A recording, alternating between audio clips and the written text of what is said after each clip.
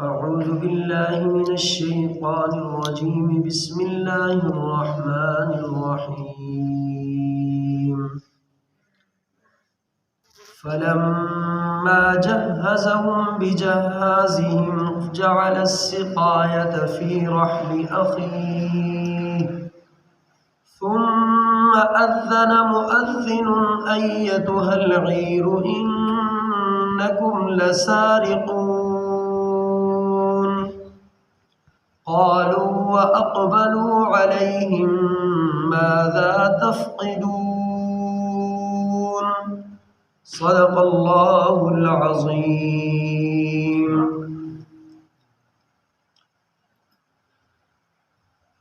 حضرت یوسف علیہ السلام کے بھائی دوسری مرتبہ اپنے بھائی کے پاس غلہ لینے کے لیے گئے۔ میں نے اس دن ایک بات ارشاد فرمائی تھی حضرات کے واسطے سے کہ حضرات ارشاد فرماتے ہیں کہ 4 آدمیوں کو اللہ لمبی عمر دیتے ہیں۔ ان میں سے ایک متکبر آدمی جو دوسرے کو حقیر سمجھتا ہے اور اپنے آپ کو سب کچھ سمجھتا ہے، اللہ اسے بھی لمبی عمر دیتے ہیں کہ جب تک یہ ذلت و رسوائی کو نہ دیکھے اس وقت تک میں اسے موت نہیں دوں گا۔ یہی سیدنا یوسف علیہ السلام کے بھائی، کہاں تو وہ وقت تھا کہ آپس میں مشورے کر رہے تھے کہ اس بھائی کا وجود کس طریقے سے مٹایا جائے، قتل کیا جائے، دور پھینکا جائے، کنویں میں ڈالا جائے۔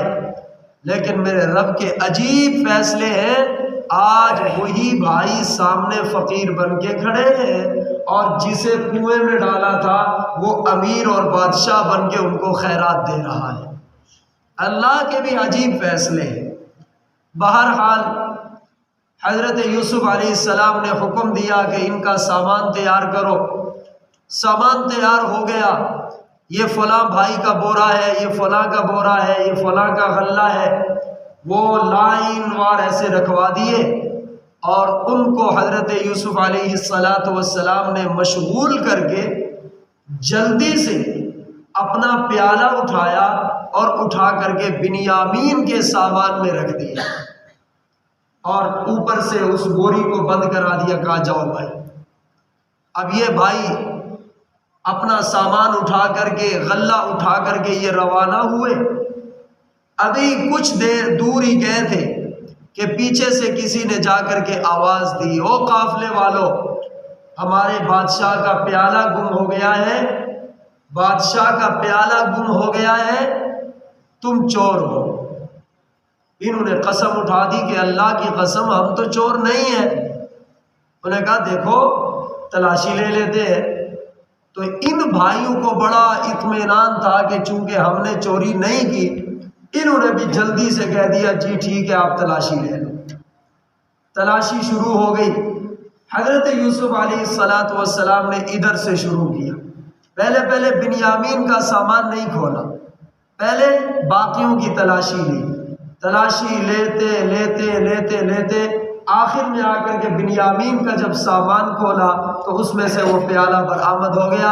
حضرت یوسف علیہ السلام نے فرمایا لو بھائی، تم تو ابھی قسمیں اٹھا رہے تھے کہ ہم چور نہیں ہیں، یہ تمہارا بھائی نہیں ہے، اسی کے سامان سے یہ دیکھو ہم نے پیالہ برآمد کر لیا ہے۔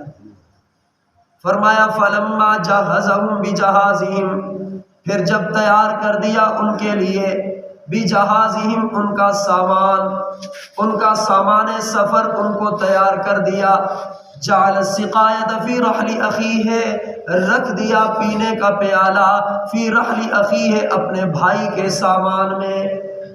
السقایہ عربی میں اس پیالے کو کہتے ہیں جس میں پانی پیا جاتا ہے، اور روایات میں آتا ہے کہ یہ سونے کا پیالہ تھا اور اس میں بادشاہ ریان بن الولید وہ پانی پیتا تھا، اور بعد میں اس نے حکم دیا کہ اب غلہ اسی کے ذریعے ناپا جائے۔ اب وہ پانی نہیں پیتا تھا، اگرچہ پہلے وہ اس کے پانی کے لیے استعمال ہوتا تھا، لیکن اب اس کو استعمال کرتے تھے غلہ ماپنے کے لیے۔ تو حضرت یوسف نے رکھ دیا وہ پانی پینے کا پیالہ اپنے بھائی کے سامان میں۔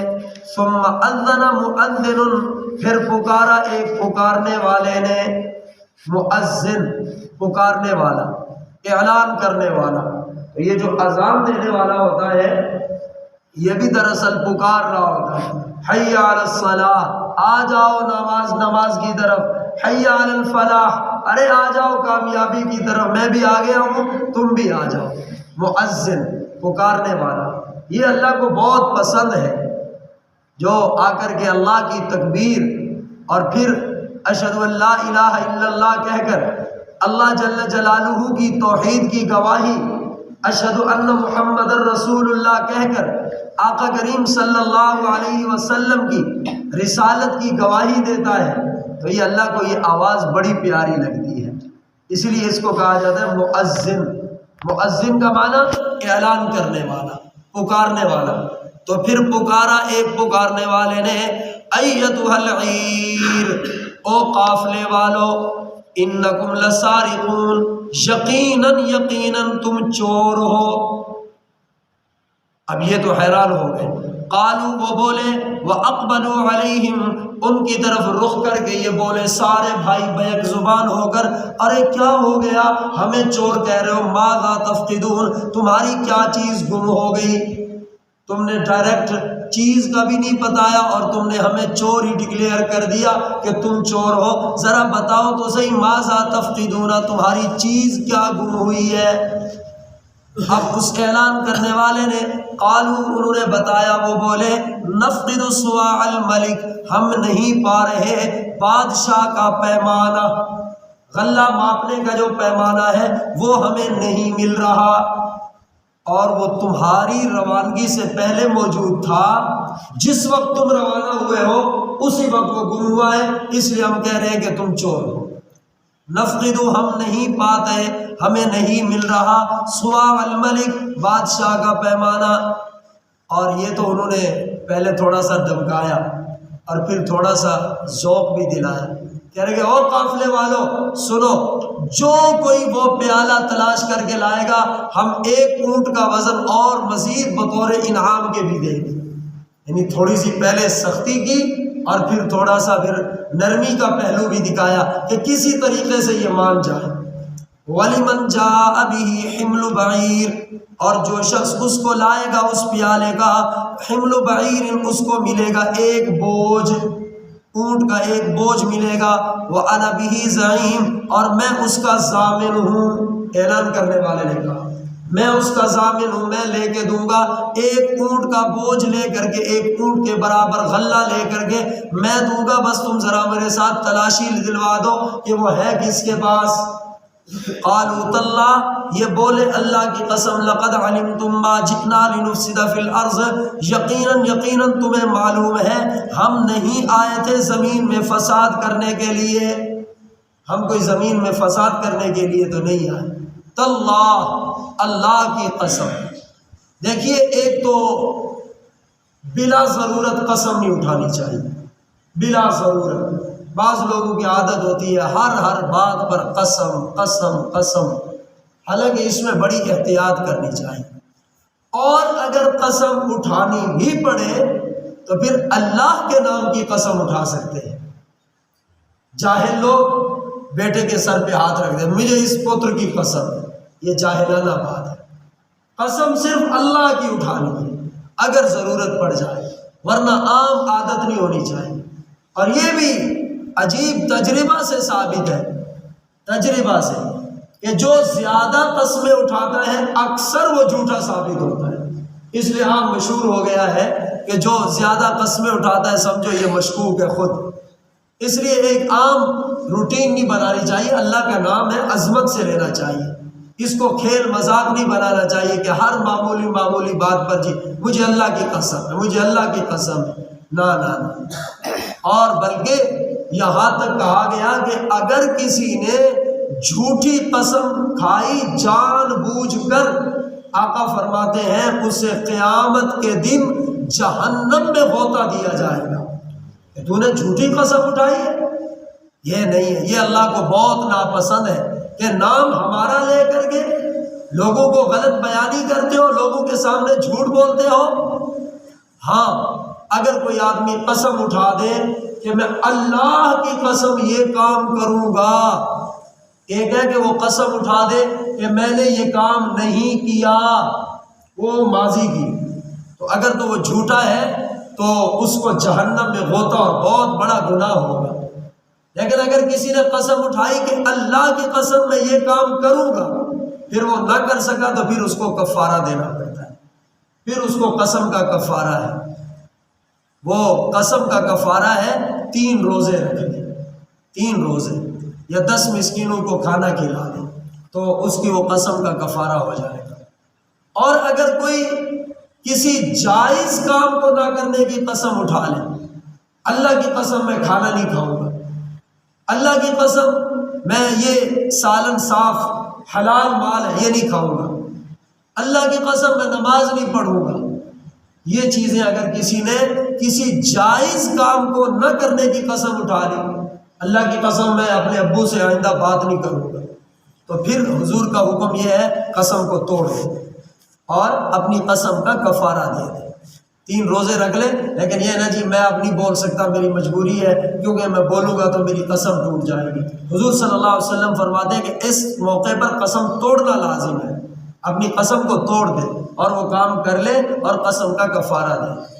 تو بہرحال انہوں نے بھی قسم اٹھائی، تاللہ اللہ کی قسم، لقد علمتم ما جئنا لنفسد فی الارض، یقیناً تمہیں معلوم ہے ہم تو نہیں آئے کہ ہم زمین میں فساد کریں، ملک میں، وما کننا سارقین، اور نہ ہی کبھی ہم چور تھے، ہم نے تو کبھی چوری نہیں کی۔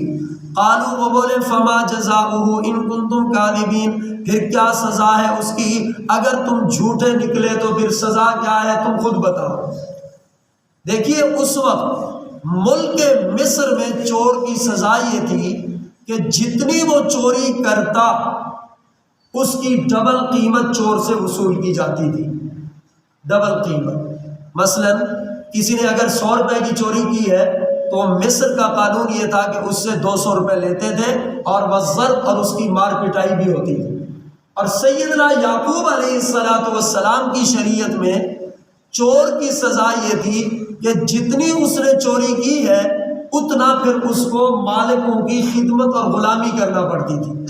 مثلا کسی آدمی نے 1000 روپے کی چوری کی تو سیدنا یعقوب علیہ السلام کی شریعت میں حکم یہ تھا کہ یہ 1 سال ان کی نوکری کرے گا، 1 سال ان کی خدمت کرے گا۔ اور مثلا اگر 500 کی چوری کی تو یہ 6 مہینے ان کی نوکری کرے گا۔ تو انہوں نے یوسف علیہ السلام کے جو کارندے تھے، کام کرنے والے، انہوں نے پوچھا، او یوسف کے بھائیو تم بتاؤ کہ چور کی سزا کیا ہوگی؟ انہوں نے کہا ہمارے ابا جی کی شریعت میں تو یہ ہے کہ جو چور ہو وہ جس کی چوری کی ہے وہ اس کی غلامی کرے گا۔ اور حضرت یوسف علیہ السلام بھی یہی چاہتے تھے کہ کسی طریقے سے میرا بھائی میرے پاس رہ جائے، یہ واپس نہ جائے، کیونکہ کافی عرصے بعد ملاقات ہوئی ہے۔ خون کو خون سے قدرتی طور پر اثر ہوتا ہے، بشرطے کہ خون سفید نہ ہو جائے، ورنہ خون اپنے اثرات دکھاتا ہے۔ جی آپس میں جتنا بھی وہ اختلاف ہو تو اگر تکلیف پہنچے تو ایک دوسرے کے جان دینے کے لیے تیار ہوتے ہیں۔ اللہ جل جلالہ عمل کی توفیق عطا فرمائے۔